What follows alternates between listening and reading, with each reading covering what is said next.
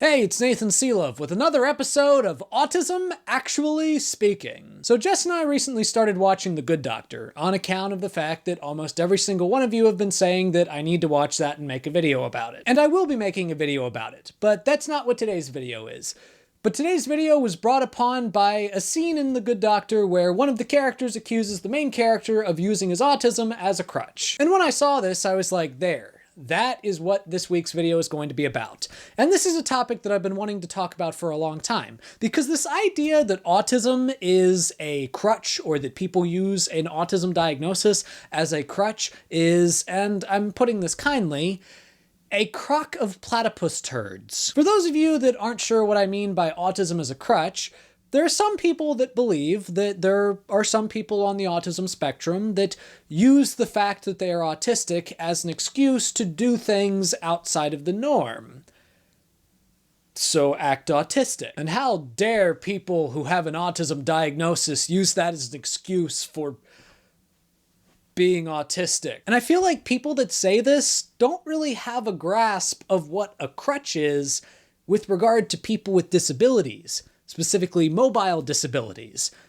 Do you walk up to someone with a broken leg who's on crutches and be like, oh, you're just using those crutches as a crutch? Look, autistics do have some impairments. And I'm not saying that sometimes there isn't more that we can do to try to accommodate neurotypical society. But the idea that autistics use the fact that they're autistic as a crutch for acting autistic is just ridiculous.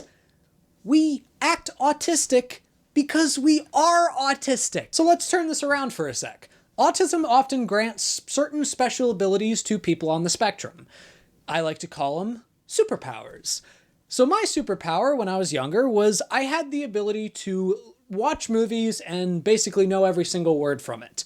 And I would often play this game with my family that was a movie quotation game where we would quote movies and then everyone else would have to guess what movie it was from. And my mother, who played it, she was a neurotypical. I almost always won the game because I had an unfair advantage because I was autistic and I could remember every single word of every single movie I had ever watched. And you know what I didn't do when I beat my mother in this game? I didn't say, hey mom, stop using your neurotypicality as a crutch and start getting ahead. Look, I respect when people say that autism shouldn't be perceived as a reason for not trying to get better. Now, I often have different perceptions of what better looks like, but I agree that it shouldn't be a barrier. That being said, it's not something that you just cure or grow out of. It is something that is a part of you throughout your life. So remember, autistic's gonna aut. And neurotypicals are gonna talk about the weather. Well, that's today's video. Thank you all for watching. If you liked this episode, give it a like, a share, and if you haven't already, subscribe to my channel. Check out some of my other stuff. And if you have any questions or topics you'd like addressed, please leave them in the comments below.